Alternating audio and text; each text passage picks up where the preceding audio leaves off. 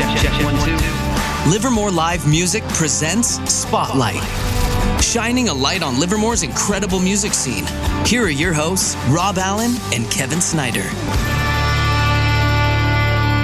Hey, welcome to Spotlight. Today the spotlight is on the Mundaze, and we have our special guests, TJ Tyler and Shannon Bradley. Guys, welcome. So nice to see you. Welcome. What's up, guys? Hello. Nice to see you too. And I forgot to mention, we're here along with my co-host. I'm Rob Allen. I'm Kevin Snyder. But you knew normally, yeah, we did know that. Normally on Spotlight, we stop by pouring everybody a drink of something special that we selected just for you. So let's go around the room and find out what we selected for you today. Shannon, what are you drinking? Today, my Instagram account informed me that it is International Gin and Tonic Day, so I am drinking a gin and tonic. Awesome. TJ, what do you got? I have Shot Away from the always amazing Altamont Beer Works. Yeah, nice. Kevin, what are you up? I have the Standby Alaskan Amber. Very nice. Beer.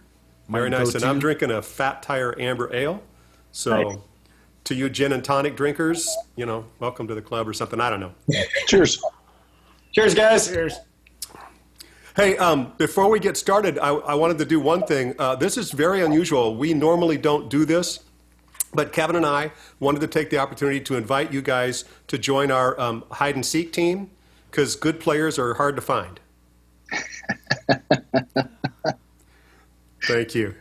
All right, so now we'll get into into the actual business. I wanted to start off by just making sure that we give a shout out to the other members of Mundaze who aren't here today. So just quickly, and you guys can talk about this a little bit, but wanted to say hi to Chad Dorado on guitar and vocals, and Justin Anderson on drums, and you guys also have Tino Casillas on percussion. Hi to you guys. Hey, guys. What's up with the rest of the Mondays? So here's It's what Tuesday for them. man, it's like Groundhog Day, right? Yeah. Here's what I'm hoping we'll do today is we're going to talk a little bit to TJ and Shannon about your personal backgrounds and how you got into music and, you know, sort of what led to us being here today. Somewhere in there, talk about the Mundaze and how that formed up and a little bit of the history of the band, where the name came from and so forth. And then we'll chat about performing and writing and recording your songs, and finish up by talking about your plans for the future and what else you got going on. So that's kind of the agenda. Let's start off with TJ. TJ, tell us, you know, your story. Born and raised in the Bay Area. We moved to Livermore when I was, I think, 5. I had 2 weeks left of kindergarten, but my parents decided we had to move right now. So was at the old green school in Springtown for a couple of weeks. You know, Livermore was a much different place than it is now. I could not wait to leave when I graduated. Went to Livermore High School, where I met Shannon, actually. And then, yeah, I don't know. And then you don't know? I don't know. So I went away to college. When Shannon and I had a band together in high school called Lot 15. And I think as I was about to graduate high school, we had this notion, all right, we're going to give this like 2 years. We're going to see if we can make this thing go. And then our keyboard player was like, yeah, I'm going to college, peace out. And so I was like, well, I guess I'll do that too. I ended up down at UC San Diego, where I studied mechanical engineering. Shannon had moved down to Southern California as well around that time. So we stayed in touch all through time when I was in college. I moved to Michigan, worked in the auto industry as an engineer for a while. Didn't stay in as much contact, but then I moved back to California in 2000.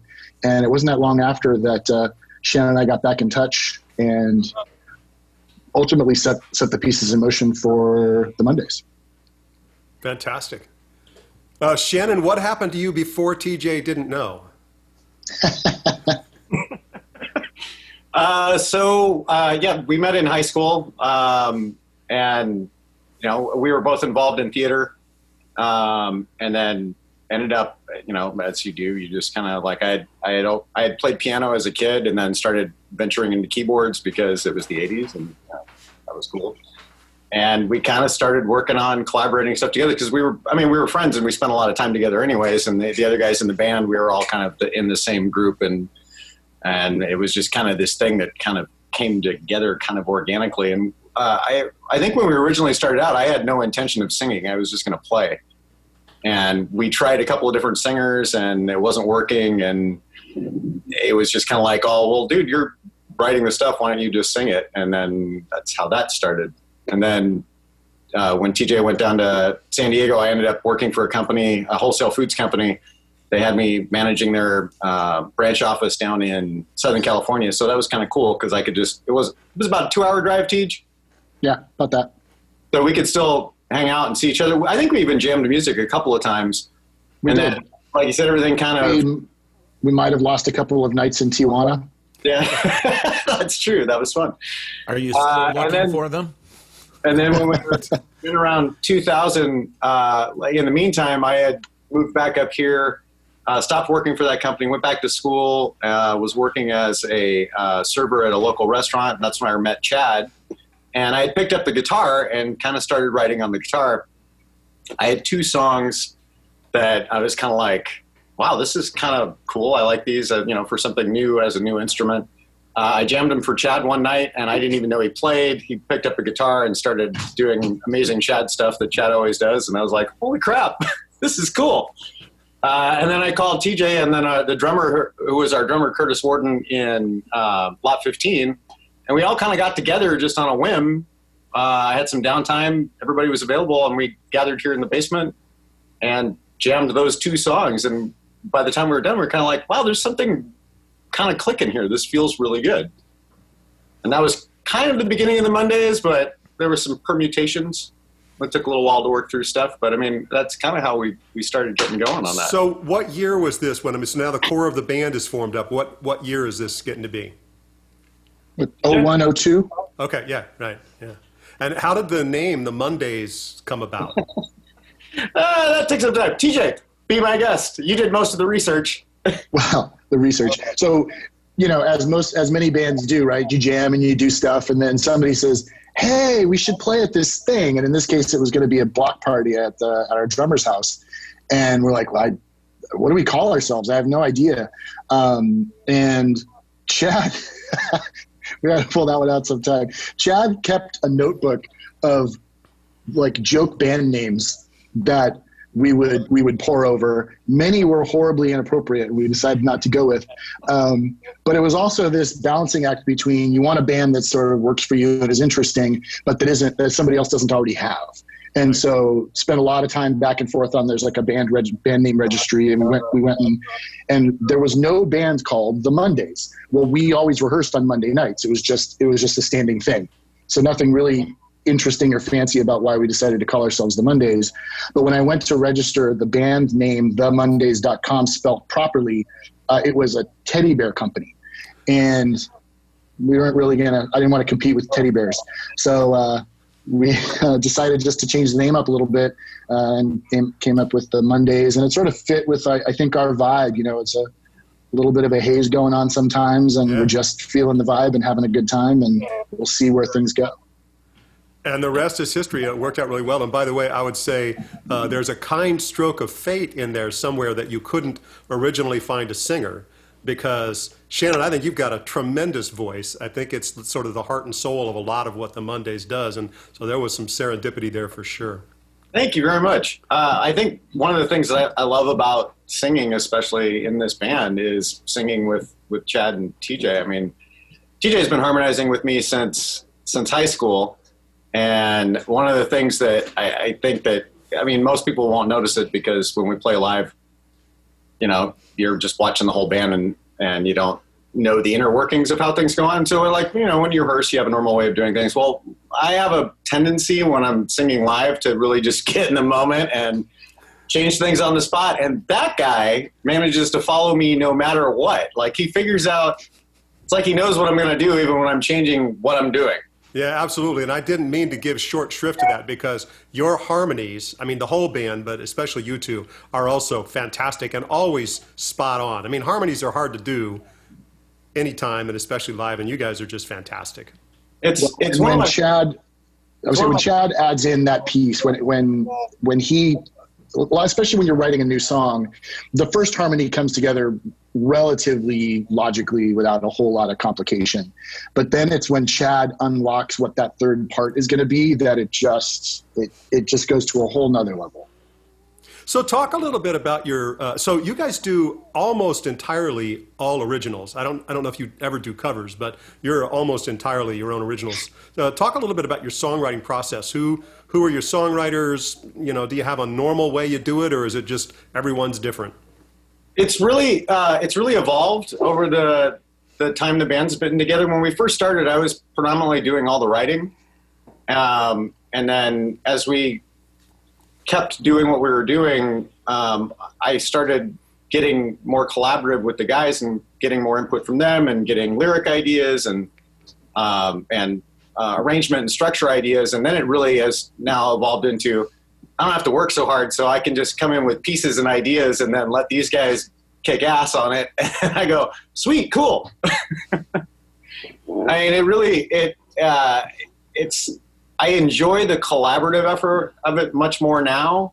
And it wasn't like it was a chore to write songs. It was something that I was really driven to do because I wanted to come with something new for the band. It's like when we would get together and play together, that was always something exciting to have something new to work on. And then just to hear what these guys were going to do with it. And I could always kind of hear that in my head. I mean, we've been playing together so long, you can almost hear what the guys are going to play, but you don't always know what their ideas are going to be. And it's really an enjoyable process for me. I used to really kind of torture myself over writing songs. You'd be like, oh, this has to be a certain way, and I want it to be like this. And because, you know, it was almost because you didn't want to let everybody else down. Like you wanted to come to the table with some good product. And now we can develop it together. We've been doing that since the second album. Yeah, and I would say, and by the third album, we honestly, when we got to the point where you're filling out all the forms and who are the songwriters and all that stuff, by the third album, we were just like, these songs were all written by the Mundaze, and we didn't even bother to try and parse out who wrote what. I think also that obviously there's a vulnerability as an individual when you're bringing an idea to a group of people. And what I would say Shannon has definitely gotten more comfortable with over the years is letting an idea come out, and it doesn't even have to be fully baked. Sometimes, you know, we've all brought ideas together. One of the songs we have, I think it was from our second album, I'll Take the Days. It was nothing more than just this. I had this idea. It was like, I'll take the days. And it didn't start from much more than that. Right. And you craft a song together. I remember I was hanging out with Dave Haberman one afternoon at the Ale House from Crawdad Republic, and he was telling me sometimes they just have similar experiences. He just has this notion. He said, I walked in and he goes, we're all gonna die someday. And that became a song. And I think there's more and more of that now for us.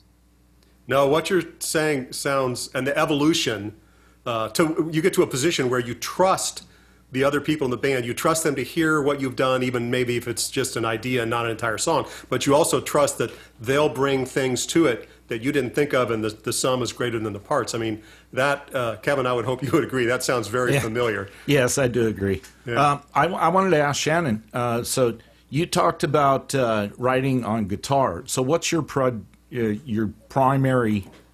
instrument when you're writing songs?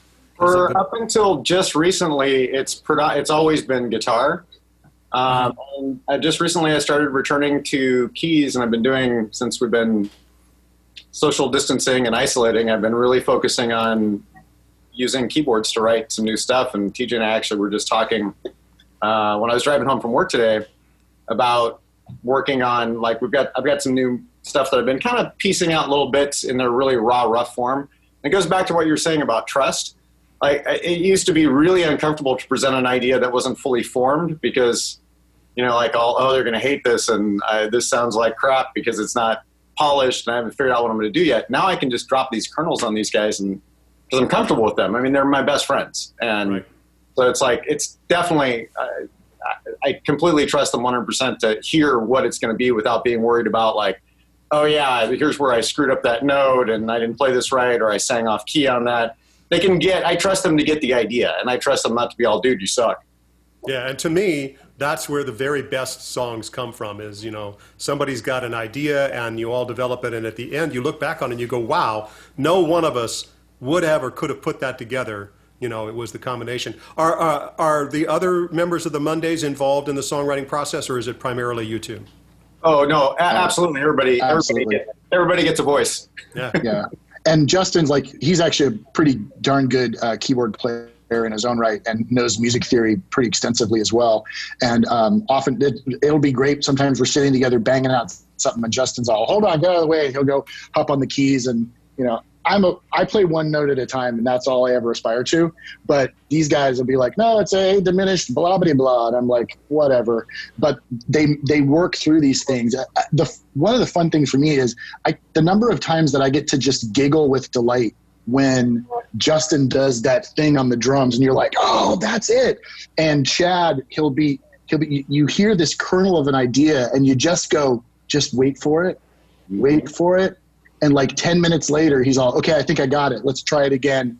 And the hook to end all hooks comes out of that guy. And you're just, it's a miracle. And we just love it. Well, you guys have fantastic songs. And then I've seen you perform a lot of times, and your performances are always fantastic. You're all really good musicians. You blend well together. And then you've got this, sort of unique vibe. There's not anybody else in Livermore that I would say, oh, they sound like the Mundaze. I mean, you guys have very distinctive sound. Talk a little bit about your performances and, just sort of how you feel when you're up there. I'm curious about, what's the biggest audience that you've ever played to as a group? What's the smallest audience you've ever played to as a group? Any, strange or weird or funny experiences you've had as a band? So many. To the point was it a Wednesday night at the Irish bar in San Francisco, was it? Ireland. And Chad? We played to the bartender and one guy. And finally, we're like, well, so you get, that was the deal. We show up and we're getting, this is our slot. This is where we're supposed to play. And we put our performance out there. We did everything we did. And it's just one guy who's not even, the guy's so hammered, he's not even paying attention. The bartender, eventually, after that guy leaves, he goes, all right, boys, I think that'll do. Why don't you come to the bar and have a beer? I'm lonely.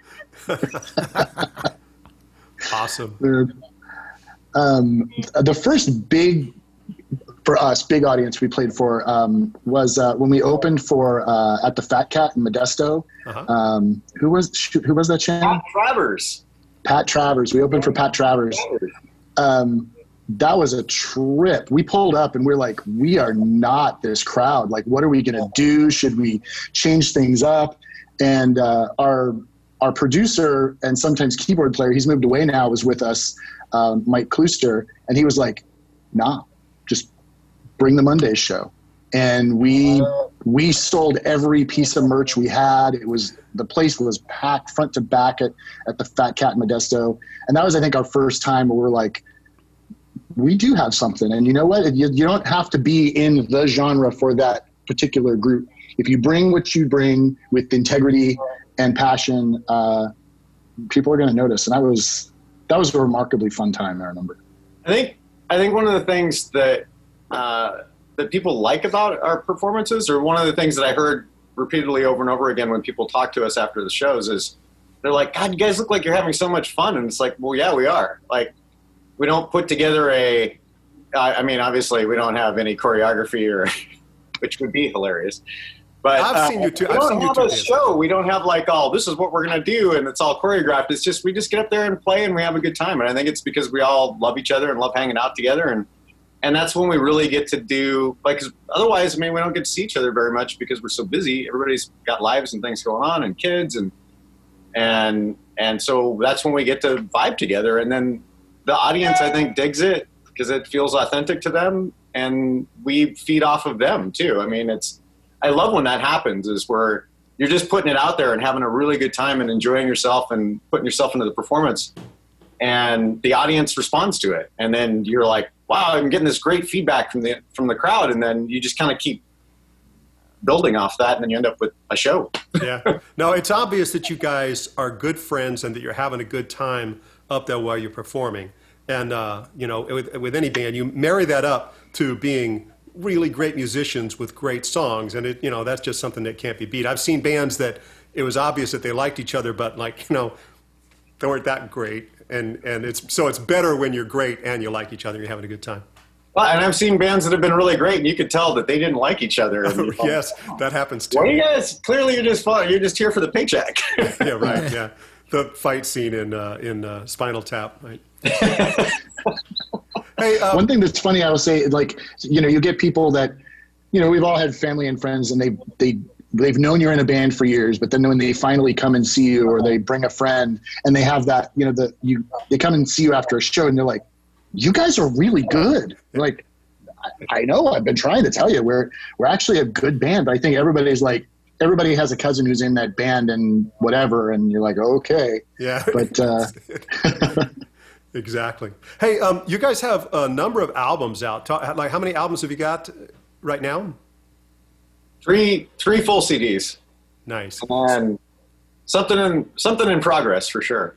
Good. Yeah. So talk a little bit about going to ask. Go ahead, Kevin. I'm sorry. Oh, no, I was just going to ask, is there any in the pipeline? So Shannon already answered that. Most definitely. Talk about your recording process. I don't know if it's been the same for all three or if it's evolved over time, but how do you get your tracks laid down? Who does your mixing and your mastering? How does that all process come together? It's been different for every album. The first album, we did everything here in the basement with a really simple, basic Pro Tools rig. I think we had basically just stereo ins. I think so. Yeah, and then we multi-tracked off of a live drum performance. Mm-hmm. The second album was a big game changer for us.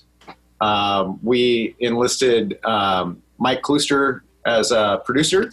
He's the keyboard player for Smash Mouth, and he was a really, in the music community of Stockton, just really well known and a foundation of playing with a lot of bands, recording a lot of bands, and being very prominent and proactive in the Stockton music scene. And when Jay started drumming with us, we had a tune that we were developing, and he played it for Mike, and Mike wanted to work with us. And Mike, we kind of turned everything over to Mike because we hadn't done that before and took ourselves out of the equation. And we were like, listen, we were really indulgent with the first album where the songs are long and not a lot of, there was nobody really steering. It was kind of a free for all. And then he took the reins, and we said, listen, we're going to turn ourselves over to you, and we're going to play all the stuff that we're doing, and we want you to make changes or make edits or do arrangements or whatever you think it needs, then go ahead and do that. And that was hard for us because we had complete control over everything. And I got to say, the entire band really turned themselves over to the idea of, let's do this album from beginning to end and let Mike be the boss. Mm-hmm. And that album was a big game changer for me, especially for learning about recording processes and song development. And it's okay to let things go. Even though and that was hard, being writing a lot of the songs was, well, this is my idea, and he's like, oh yeah, but it's not working for me. He's all, you're married to this part. You're welcome to challenge it. My decision or my questioning, you're having that part in there.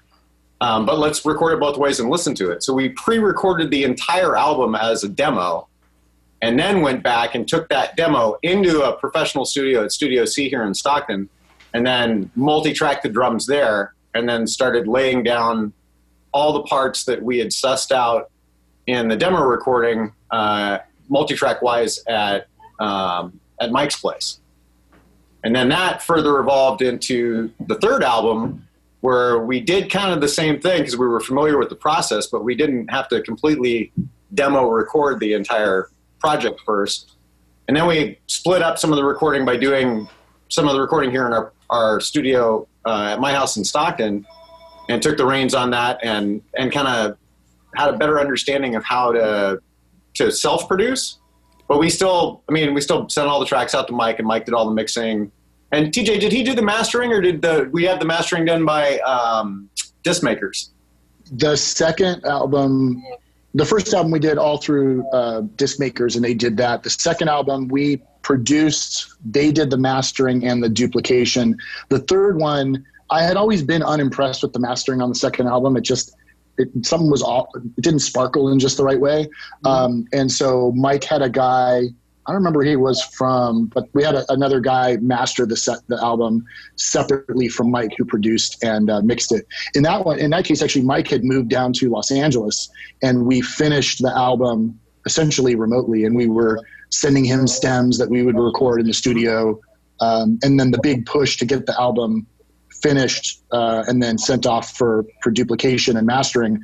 That was like I think it was like 2 weeks. We were over at Chad's like often in the afternoon listening to tracks, and he'd send back, make notes, send them back. And actually the first master that came back from that third album stank. I remember getting it. I was so excited, and I wanted to listen to it in my car first, because that's what I know what I like to hear in my car. And I'm sitting in my driveway, and I'm all excited, and it just sounded muddy and boomy. And I was like, I don't like to be the guy that does this, but this isn't going to work. And so we had him remaster it, and it was much better. But I love the process of recording music. Me too. The dynamic of the interrelations of all the personalities and opinions is challenging. And if a band can get through recording an album, heck, Shannon, sometimes I think our first album probably came close to ending our relationship. Dude, I'll never forget. You're all, I love you, but I can't be near you right now. Hey, I'm gonna go outside. I'm gonna come back. It is time for Kevin's Corner. Already? Yeah. It's time for So this is a little segment that I like to call Kevin's Corner, because I'm Kevin, and I'm welcoming you into my corner, where it's always warm. It's 90 degrees all the time. Get it. Not in my house. It was built in the 60s, so they're not. But this is where I get a chance to delve in deep into your psyche and really pull out the important, yeah, exactly, TJ, the important information that our listeners are dying to know. So are you ready? I think so. I got some questions here. So the first one, is it or is it not grammatically correct to capitalize the seasons? I think they're supposed to be capitalized. I think so too. I don't know if there's a right answer or not. I'm diving into your deeps. What feels good? What feels good to you, Kevin? What feels good to you? Okay, now this next one I'm going to have to read a little closer because I can't remember all this. Would you rather come face to face with a miniature hippopotamus or a giant cockroach? Ooh, yeah, miniature hippopotamus. Mini hippo. Wait, Mini I'm hippo not for done. sure. Oh, I'm not done. Oh. Both are in a bad mood. Or a what? Both are in a bad mood. Oh, I'm still picking the hippo. yeah, because giant cockroach, creepy. Ooh. I don't even like little cockroaches. Yeah, I don't know. What was the joke I just saw today that the wife is saying her husband saw a cockroach, thought he saw a cockroach in the kitchen, so he was scrubbing it down and everything like that. So now she's going to put a cockroach in the bathroom. So that would be what my wife would do. So here, pull out your inner Webster's dictionary here. Define zeitgeist. Ooh. Pass. Zeitgeist. Rob knows. Rob knows what zeitgeist. I would like to know Rob's definition. So zeitgeist it's the meaning of the times. It's a German word meaning the meaning or the feeling, the sense of the times. Yeah, Oh. like the zeitgeist of the 60s, kind of thing. Okay, I don't know if I can give you So a you word also learn a lot in Kevin's Corner. that's You family. learn a lot. Or as Johnny said, hashtag thesaurus. Click in the description. What is the lamest dessert that anybody has tried to pass off on you as dessert? Oh, I know that answer. All right. I was in China on a business trip, and it was frog fat, like these little frog fat balls in like a broth. Ugh. All right, you win, TJ. Nasty. Was there any garnish on that, or? I just remember they were floating in some broth, and they were like, "Oh, you'll love it. It's a real delicacy." So we don't want to spend a lot of time in Kevin's corner because it's kind of warm in here. So I got 2 more questions for you. In your burrito, black beans or refried beans? Ooh, black beans. Same? Black beans. All right. Last question. In an Elmo voice, tell me how you like your coffee. We'll start with you, TJ. I also like lots of cream and sugar. That's great. All right, Shannon. Black, Kevin. Definitely black. Well, All right. Thank you guys for coming into my corner. And this is the one time where I get to talk. So otherwise, I'm just sitting here looking pretty. So thank you guys. Somebody's got to do it, right? I know. Yeah, amen to that, right. So you guys should start an Elmo tribute band. That would be awesome. What was the song that we did? There was a leftover helium tank in the studio with a bunch of musicians. Bad idea. Yes, that was. We had been laying down vocals for 209 Party, and That's right. 3-part harmony, and we actually recorded them all. We stood all around an array of microphones and sang them live, and then we passed the helium tank around and sang it with harmonies in helium voice. It was awesome. I wish that somebody's got to have that. That's got to be around somewhere. I got to find that. That was funny. Oh, that's not going to be on your 4th album? Nope. Oh, Not a bad idea. Instead of audio effects, we'll just do organic helium effects. Like no auto tune, just helium. Yeah, that would be awesome. Heliotune. Heliotune. Okay, so Kevin mentioned bad joke pass around, which it's time for. So what I want you to do is open up your chat window. So down there on your screen, yeah. And you should see a series of bad jokes. And so pick one and tell it, or pass, or dance, or whatever you feel like. Who starts? Shannon, you go first. I'll start. Okay, let's see. The prophecy class was canceled due to foreseen circumstances.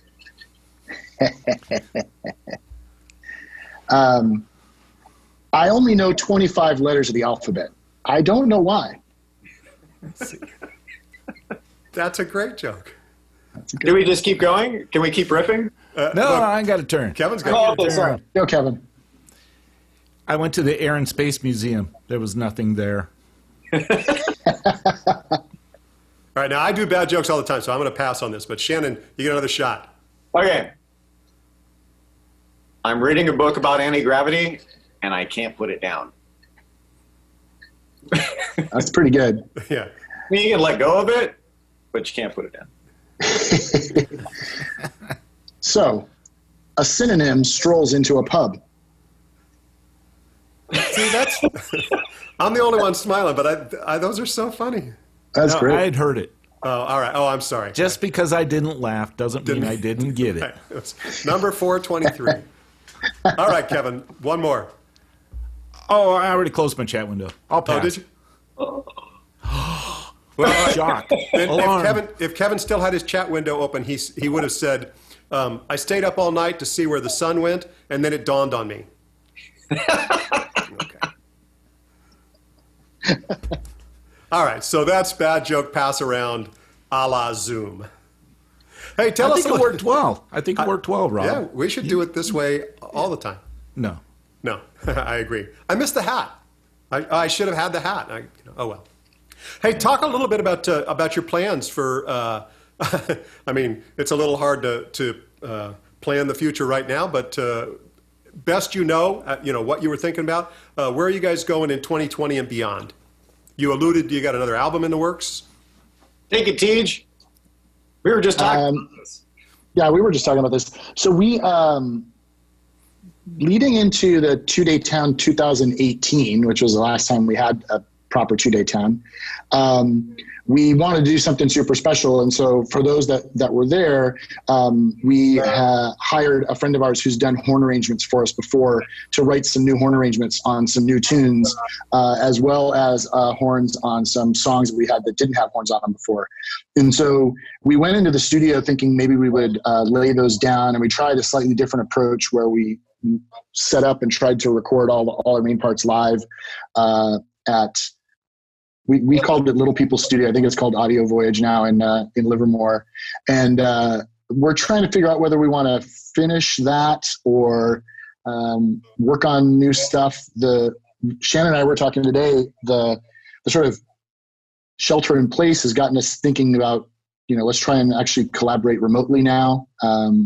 Most of us have audio recording capabilities at home. And so we're going to do, new song pass around, I guess is probably what it'll be.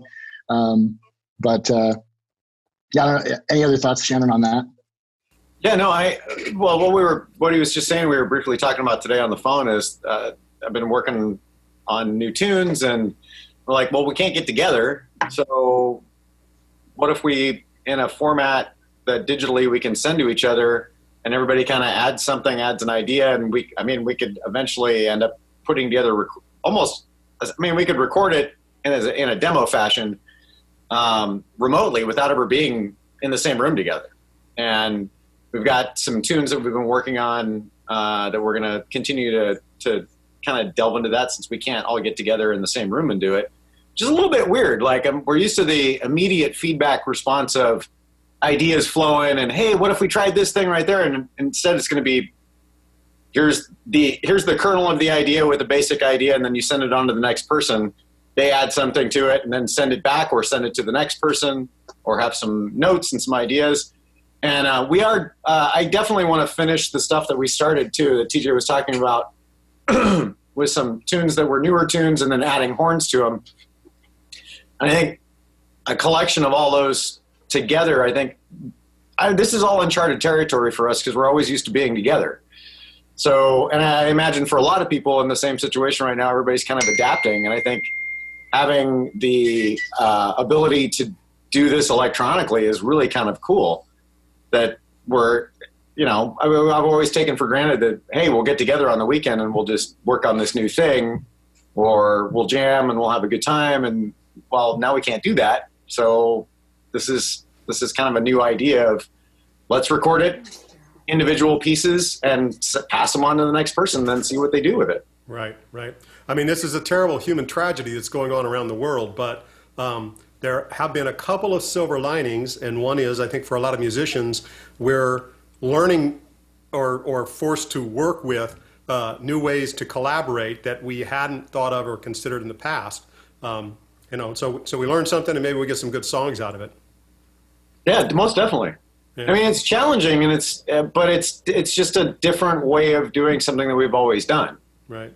I know a band called. Which I'm curious to see how it works out too, because normally, since we do it all together, now it's going to be the idea passed to the next musician. Now they get to, in solitude, almost work on their idea without any outside influence or, worrying about, you completely get to just sit down with what's been given to you and kind of go, yeah, well, what do I hear in this? And what do I hear my part in this? And what's inspiring to me about this? What I want to change about it? Right.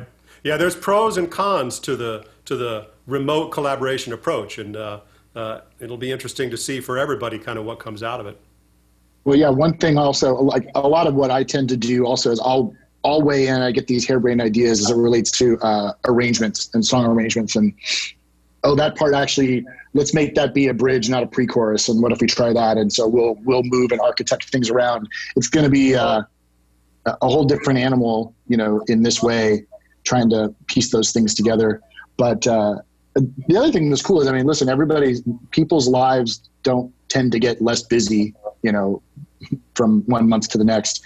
And depending on how this goes, it maybe presents us with an opportunity to collaborate even more and work on more music You know, sometimes you'll go, and especially like last season was the busiest performance season we had ever had. And we didn't rehearse for like 5 months because we were just playing shows out all over the place. And so maybe it gives us a chance to do more creating in the gaps. Right, right. Hey, I want to take a moment and go off on a tangent, but we always like to do a little more live music tips and tricks segment. And so today I wanted to mention on the website, the Livermore Live Music website, there's more there than just the list of the gigs. That's the important thing, who's playing where, when. But if you're ever there and you go up to the upper right corner on the menu, there's a thing that says Other. And so click on that and it'll pull down a menu. And there's a bunch of other things that we've got going on under the Livermore Live Music umbrella, and you can find them all there. So the three that I want to mention are Spotlight, which is this show and our chance to talk to bands and venues and the people who bring you live music in Livermore. And you can find all of the Spotlight episodes there.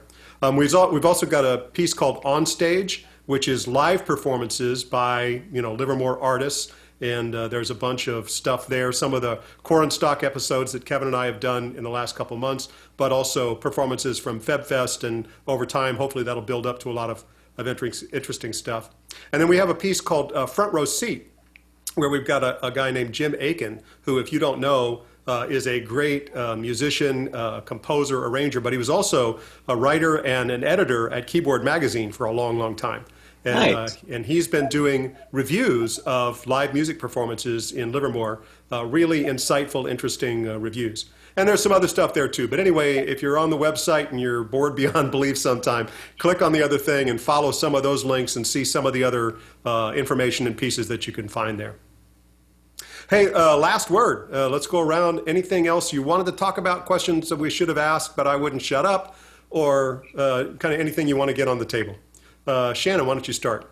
Sure. I would like to most definitely say that it's a great pleasure and honor to me to get to play with my best friends and create music together.